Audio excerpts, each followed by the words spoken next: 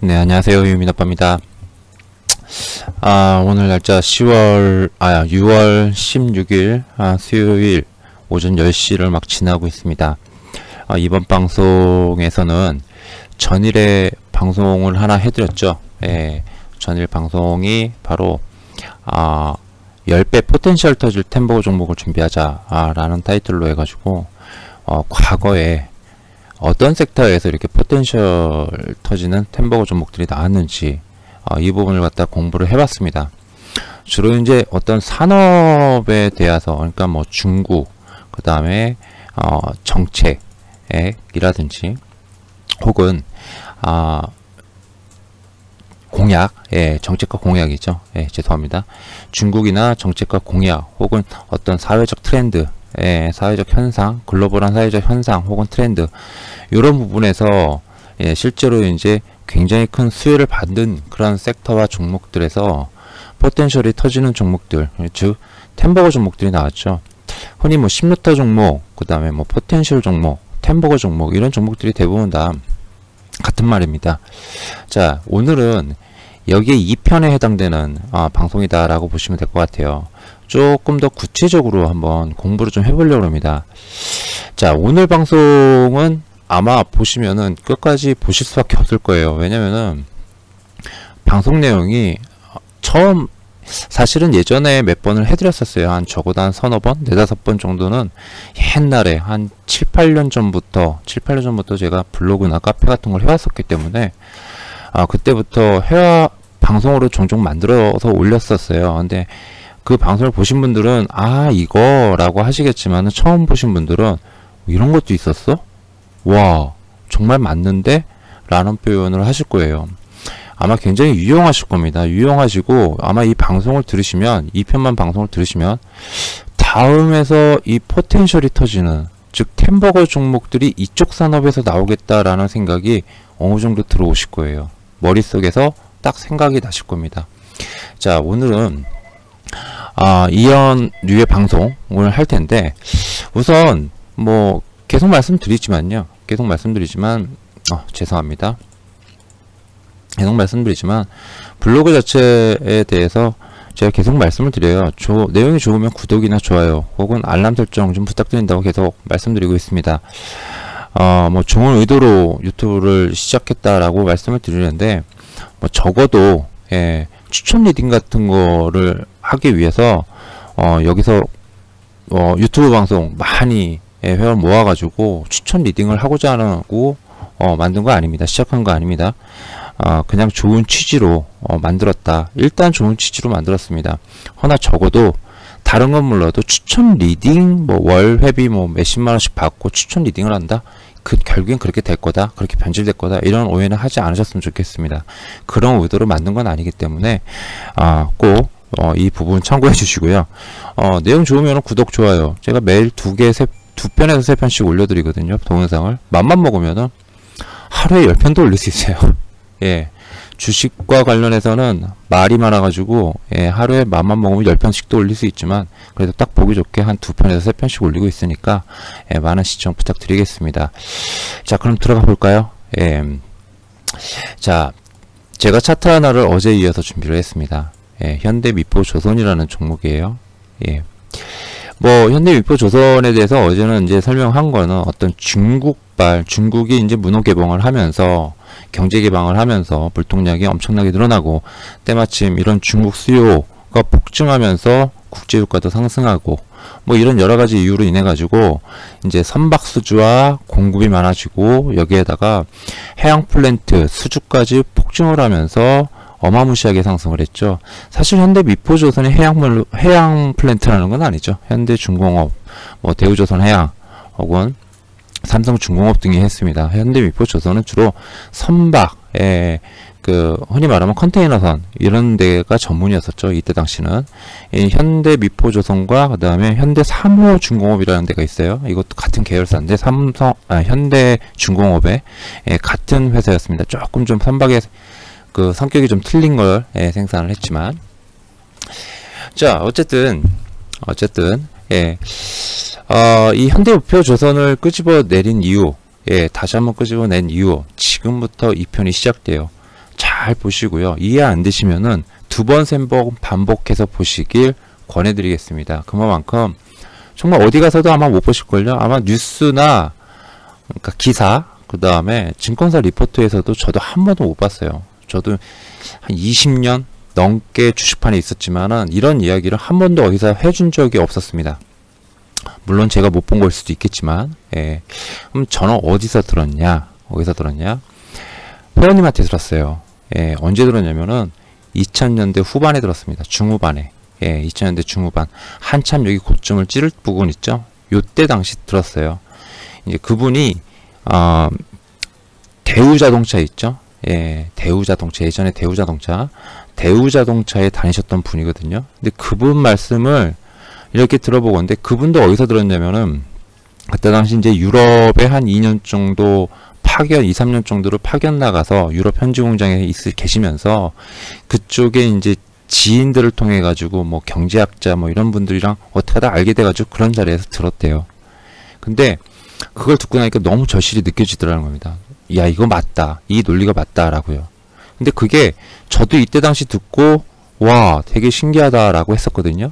근데 그게 지난 10여 년 동안 이렇게 흘러 들어오면서 계속 그게 맞아 떨어져요. 그리고 그런 종목도 실제로 제시를 해가지고 맞춘 적도 있습니다. 예, 블로그에다가 올린 적이 있어요. 아마 이 방송 보시는 분들 중에서 몇 분은 그 종목들 하면서 말씀하시는 분들이, 생각하시는 분들이 계실 거예요.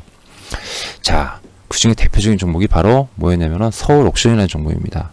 자, 어떤 내용인지 지금부터 풀어드리도록 하겠습니다. 다시 한번 말씀드리지만 끝까지 한번 들어보세요. 뭐 중간에 광고 내고 이런 것도 없어요. 뭐 광고 낼 그런 유튜브도 아니지만은, 예. 자, 여러분들 혹시 이런 말 들어보셨어요? 대륙간 산업 이동설이라는 거예요. 대륙간 산업 이동설 처음 들어보셨을 겁니다.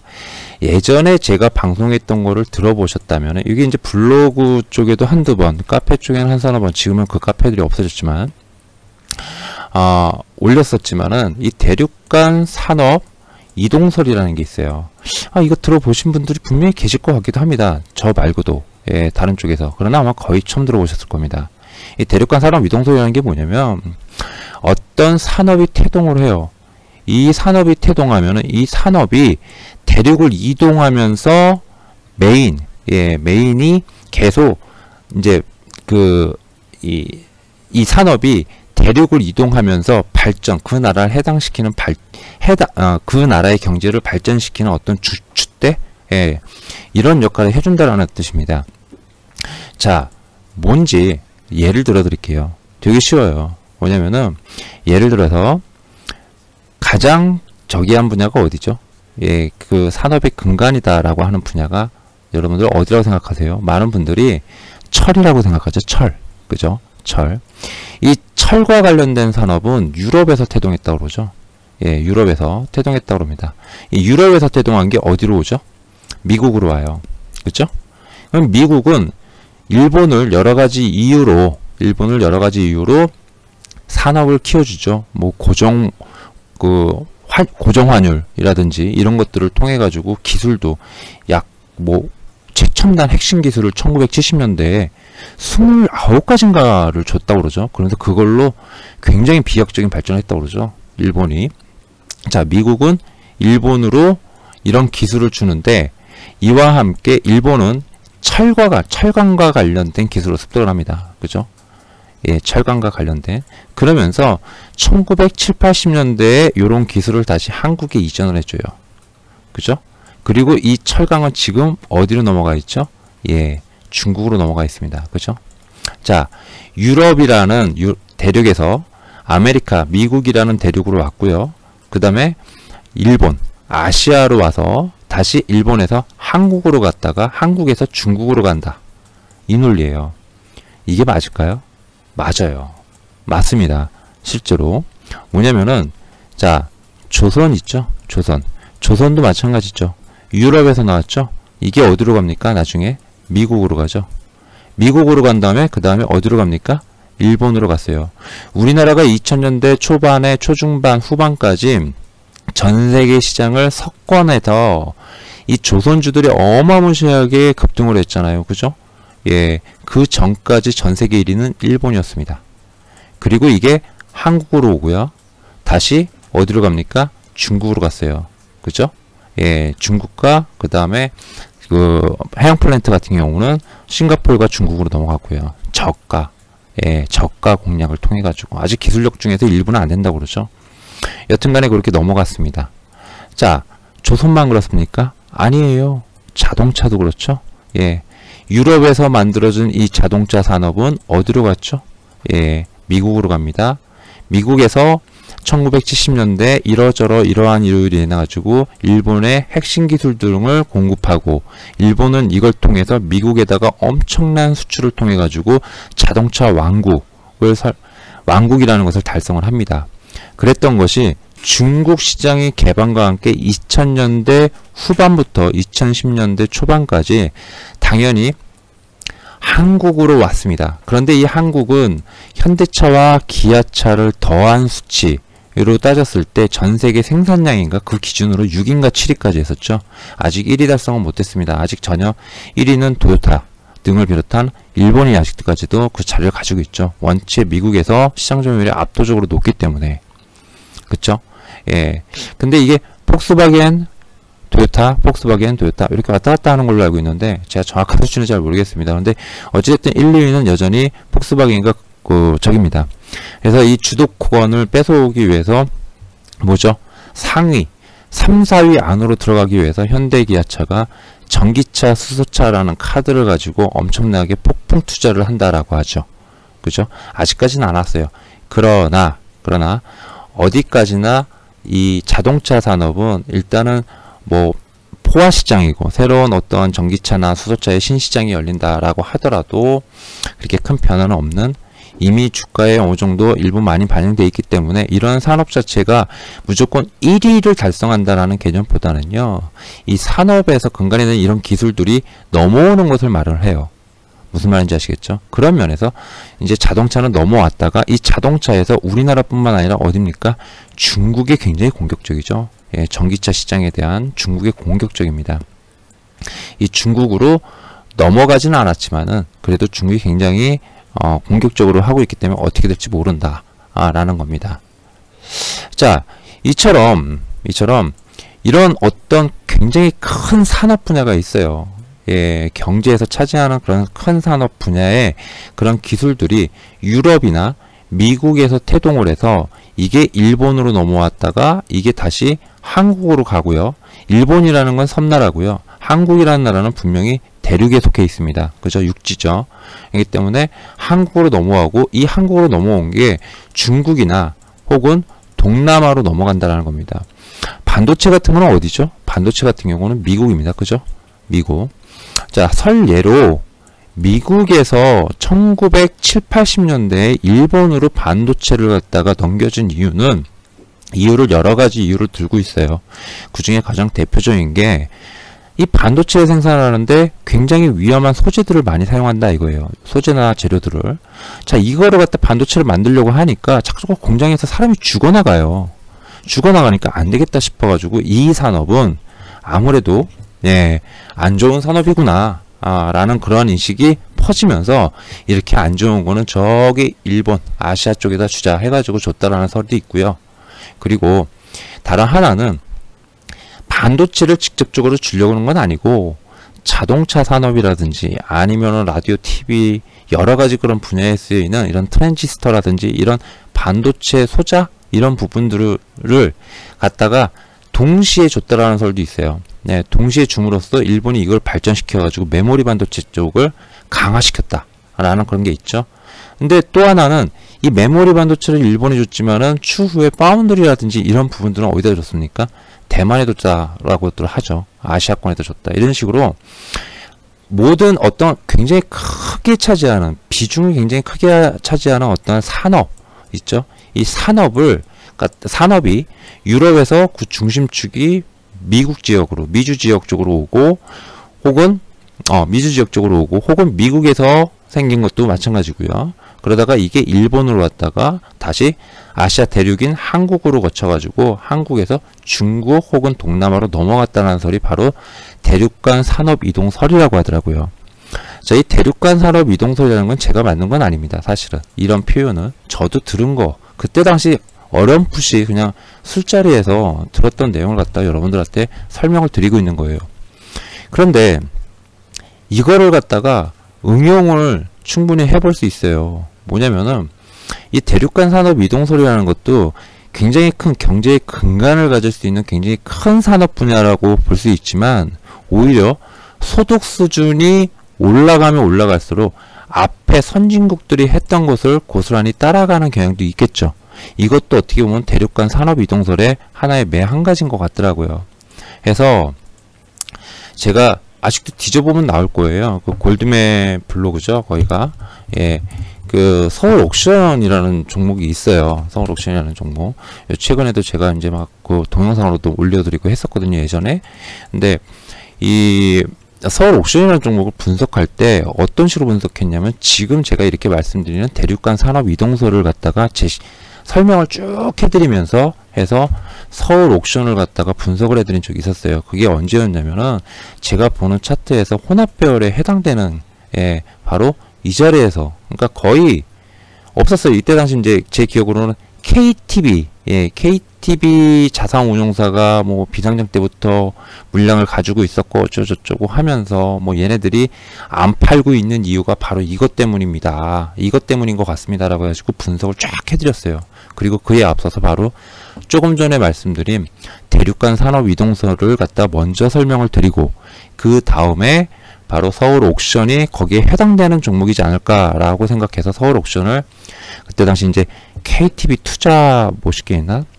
하여튼 그게 걔네들이 안 파는 이유가 바로 이걸 겁니다. 라고 하면서 이거 가면은 정말 많이 갈 거예요. 라고 했어요. 이게 소득 수준과 관련된 거였죠. 대륙간 산업. 즉, 선진국일수록, 즉, 돈이 많은, 예, 국민들일수록, 소득이 높은 국민들일수록, 뭐죠? 뭐로 하죠? 예, 그만큼 그 자금을 운용해서 어떤 투자 자산, 투자처를 갖다가 다변화하죠. 예, 취미생활도 그렇고요. 그래가지고 이 예술품, 미술품이나 예술품에 대한 관심도가 소득 수준이 높아지면서 이제 우리나라도 이때 당시 2000년대 초중반까지만 해도 그분들의 전유물이었죠. 흔히 말하면 돈 많으신 분들의 전유물이었습니다. 예술품들은. 왜? 우리 같은 서민들, 중산층이나 서민들이 감히 어디 뭐 수천만원, 수억원, 수십억씩 하는 그런 예술품들을 갖다가 사들이고 팔고 이런 식으로 하나요? 못하잖아요. 그죠? 근데 이게 우리나라도 소득 수준이 높아지면서 여기에서 부자가 될 수 있다. 라는 그런 그 논리? 예, 투자를 해가지고 이런 논리가 분명히 2000년대 중반 후반에 분명히 나올 거고, 그래서 주가가 갈 때가 된 것 같습니다. 라고 해가지고 어느 시점이었냐면은 바로 요 시점이었어요. 예, 요 시점이었습니다. 찾아보세요. 한번 서울 옥션 해가지고 블로그에서 옛날 글인데 나올 거예요 아마. 그래서 그때 여기에 산업간 대륙 이동설로 해가지고 나왔습니다. 해서 굉장히 잘 갔죠. 예, 이때가 아니었군요. 요때였네요. 죄송합니다. 요때 2014년도 요때였네요. 그래서 요때 당시 이제 분석을 한 1개월여 동안에 몇 번의 글을 올렸어요. 몇 번의 글을 올리고, 그리고 그 뒤부터 굉장히 장엄하게 상승을 했죠. 굉장히. 이거는 이제 제가 잘난 게 아니라 저도 어차피 그분한테 카피 뜬 거에 불과해요. 그분이 알려준 거를 갖다 응용했을 뿐이죠. 자, 그러면은 앞으로 우리도 이런 것들을 응용할 필요가 있을 거예요. 그죠? 앞으로 이런 것들을 얼마든지 응용할 수 있을 거예요. 물론 그 뒤에도 몇 종목을 더 했어요. 근데 실패했어요. 예, 말씀드리면 실패했습니다. 왜 실패했을까요? 서울 옥션이 저렇게 잘 가는 걸 보니까 개인적으로 생각하기에 우리나라나 삼면이 바다잖아요. 그죠? 미국이나 유럽 쪽에서 잘 사는 사람들 보면은 요트를 많이 타더라 이거예요. 요트를. 그래가지고 요트가 대세가 될 겁니다. 요트 시장이 확대되지 않을까요? 라고 생각을 했는데 요트 시장이 생각보다 그렇게 크지는 않은 것 같아요. 어차피 이게 고가의 어떠한 취미생활이다 보니까 예술품이나 미술품 같은 경우는 사실은 막 1, 2천만 원짜리에다가도 투자하고 수백만 원짜리도 있고 막 그러잖아요. 근데 이건 그게 아니더라라는 거예요. 그래서 제가 오판한 케이스겠죠. 이런 부분들은. 이게 좀 아쉽더라고요. 그렇게 오판도 하지만 결국에는 이런 최첨단 산업 혹은 어떤 한 나라의 경제의 근간이 될 수 있는 굉장히 큰 비중의 어떠한 산업이 대륙간 이동을 통해 가지고 그러면서 성장의 계기가 되더라라는 겁니다. 자, 그러면 어제 제가 방송할 때 앞으로 어떤 분야라고 그랬어요?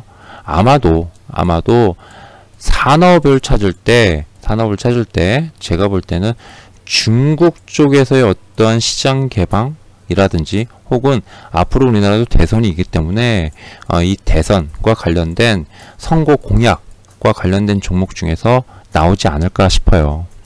예, 나오지 않을까 싶습니다. 이것과 함께 자, 지금 이 대륙간 산업 이동설에서 메인이 뭔가요? 딱 들어봤을 때 여러분들 메인이 뭐죠? 바로 최첨단 산업 혹은 뭐가 있죠? 굉장히 사이즈가 큰 산업들입니다. 사이즈가 큰 산업과 최첨단 산업이에요. 우리나라에 아직까지 안 들어온 게 뭔가요?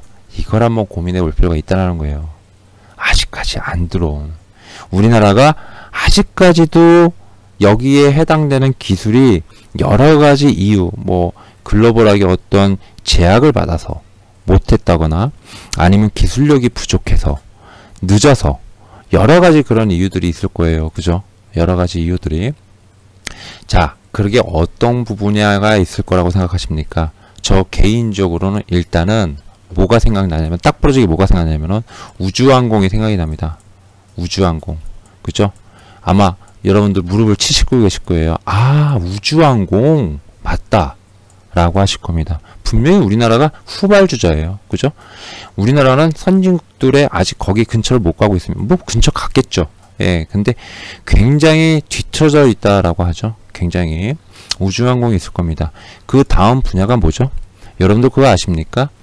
이명박 전 대통령 행정부 시절에서 수출이 가장 많이 늘어난, 예, 이명박 전 대통령, 그 다음에 그 다음 이분 행정부에서 수출이 가장 많이 늘어난 산업이 뭔지 아세요? 모르시죠? 모르시는 분도 아주 많아요. 근데 이것도 사실은 해드렸습니다. 그러니까 잡다구리하게 참 많이 알고 있는 게 주식을 오래 하다 보니까 참 이런 것들 참 많이 알아요. 아마 아시는 분들도 계실 텐데 이 두 정부에서 수출 성장률입니다. 성장률. 예. 이 성장률 면에서 가장 많이 오른 게 어디냐면 바로 방산이에요. 방산입니다. 이 방산 산업의 수출량이 어마무시하게 늘었어요. 예, 어마무시하게 늘었습니다. 하지만은 이 방산 수출량이 어마무시하게 늘었음에도 불구하고 여러 가지 그런 제약 조건들이 있죠. 예, 뭐 미국하고 어떤 조약을 맺어서 혹은 전 세계 뭐 어디와 뭐 이 계약을 맺어가지고 규제를 받는 그런 것들이 있었을 겁니다. 우주항공도 마찬가지죠. 요번에 족쇄가 풀렸어요. 그죠? 완전 풀렸습니다. 그러니까 이런 부분들 때문에 방산 쪽이 또 비약적인 어떠한 발전을 하지 않을까? 우리나라 전 세계 최대 그 국가잖아요. 예, 이거 뭡니까? 이거 방산 소비국이잖아요. 그죠? 소비국입니다. 그러면서 생산국이 될 수도 있을 거예요. 물론 수출 굉장히 많이 해요. 전 세계적으로 봤을 때 우리나라. 예, 방위산업과 관련된 무기 수출이 굉장히 많은 나라 중에 하나입니다. 특히 탄약과 같은 경우는 엄청나죠. 탄약 수출해가지고 어떻게 하겠어요. 그죠? 최첨단? 예, 최첨단 기술이 접목된 그러한, 무기를 개발해서 이거를 갖다가 수출하는 게 훨씬 더 크겠죠. 그죠? 이런 어떤 방산 분야, 우주 항공 분야, 이런 분야가 남았다라고 보여지고요. 그리고 또 하나가 뭐죠? 예, 저는 이제 이거는 근데 좀 많이 올랐어요. 그죠? 뭐가 많이 올랐냐면 예, 컨텐츠 부분이요. 컨텐츠 부분은 이미 한참 많이 올랐어요. 미디어도 2017년도에 올랐고요. 그 다음에 엔터주들도 사실은 2017년, 18년인가요? 예, 그때 JYP 엔터를 중심으로 해가지고 어마무시하게 상승을 했습니다. 뭐 당시 뭐 하나금융투자에서 뭐 12개월 PER을 갖다가 50배를 갖다가 때려버렸죠. 그거 딱 때리고 그 다음날부터 하락하기 시작했어요. 예, 정확하게 기억을 하고 있습니다. 예. 그러니까 엔터주들이나 아니면 미디어 컨텐츠 이쪽도 마찬가지로 된다라고 봐요. 된다라고 보는데 이미 주가가 많이 상승해 있고 이쪽 섹터가 그렇게 크지 않다 보니까 이게 좀 단점이지 않을까? 라는 생각이 좀 듭니다. 그래서 이쪽은 좀 제외하더라도 일단 제 머릿속에 나오는 게 우주항공과 방산 이쪽 분야들이 생각이 나는 건 사실이에요. 하지만 이것뿐만 아닐 거예요. 미국에서 일본을 거쳐서 한국으로 들어온다. 이 개념을 미국에서 유럽이나 미국에서 일본을 거치지 않고 바로 다이렉트로 한국으로 들어온다거나 혹은 유럽과 미국에서 다이렉트로 일본, 한국을 제끼고 바로 다이렉트로 중국으로 갈 수도 있는 겁니다. 그렇겠죠. 예, 이런 분야를 한번 생각해 보자고요. 그러면 여기에서 분명히 답이 나오지 않을까라고 생각을 합니다. 자, 그 첫 번째로 개인적으로 저는 우주항공과 방산 쪽으로 한번 공부해 보고 싶다는 생각이 상당히 많이 듭니다. 여러분들의 생각은 어떠신지 모르겠지만 한번 같이 고민해 볼 필요가 있지 않나 라는 생각이 들어서 이렇게 방송을 만들어서 대륙간 산업 이동설도 한번 설명해 보고 이와 함께 최첨단 분야가 뭐가 있을까라고 했을 때 당연히 우주항공, 그 다음에 방산 이쪽이 있다라는 거. 다만 이게 또 중국하고 관련져 있죠. 예, 중국하고 사드 보복이 7을 떱니다. 예, 7을 떠는데 중국하고도 분명히 연결돼 있을 겁니다. 예, 그렇기 때문에 뭐 어느 정도까지는 되는지는 잘 모르겠어요. 그리고 이게 일반 B2C 산업이 아니죠. 개인 소비자들이 사는 그런 물건들이 아니죠. 예, 그렇기 때문에 뭐 한계가 있겠지만은 그러나 분명한 건 시장의 어떤 파이가 커질 수 있을 거다. 라는 거는 분명하지 않을까 싶어요. 해서 이쪽 섹터도 함께 어우러져서 최근에 한국항공우주가 좀 떨어지네. 예, 한국항공우주가 좀 떨어지네 라고 해가지고 제가 아까 좀 한국항공우주를 봤거든요. 예, 한국항공우주가 좀 떨어졌네 라고 해서 이젠 끝났나 보다.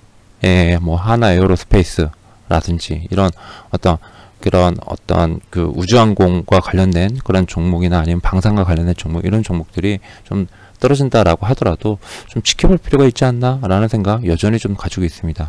한번 여러분들도 공부를 해보시는 거를 한번 권해드리고 싶어요. 이쪽 분야에 대해서. 예, 이 부분을 갖다가 설명을 드려봤습니다. 자, 유튜브 방송인데도 불구하고 제가 작정하고 28분을 해버렸습니다. 예, 긴 방송인데, 예, 꼭 보십사 그리고 알려드리고 싶은 그런 내용이었기 때문에 이렇게 설명을 드리는 시간을 가져봤습니다. 이상 유민아빠였고요. 아까도 말씀드렸다시피 뭐 이런 내용 사실은 경험에서 나오는 것들이죠. 이런 것들은 경험에서 나오는 것들입니다. 그래서 방송 내용 괜찮았다 싶으면 예, 저도 유튜브 회원님들 많았으면 좋겠어요. 기왕 시작하는 거. 그래서 이렇게 말씀드리는 겁니다. 좋아요와 구독, 그 다음에 알림 설정 이런 부분들도 해주시면은 제가 또 여기에 힘을 내가지고 열심히 올려드릴 거 아니에요. 그러니까 부탁 좀 드리겠습니다. 자, 이상 유민 아빠였고요. 다음 시간에 또 뵙도록 할게요. 감사합니다.